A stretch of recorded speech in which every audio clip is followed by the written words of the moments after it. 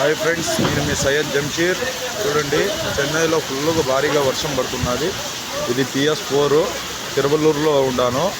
ఇక్కడ నాష్టా చేసి బయలుదేరదామని చూస్తే వర్షం ఫుల్గా తగులుకుంది.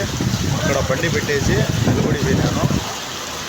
చూస్తున్నారు కదా, చూడండి ఎంత లోతు ఉంటుందో.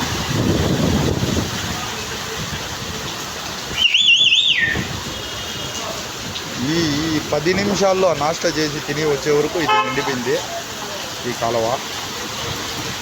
చూస్తున్నారు కదా, చూడండి ఎంత నీళ్ళు ఉన్నాయో.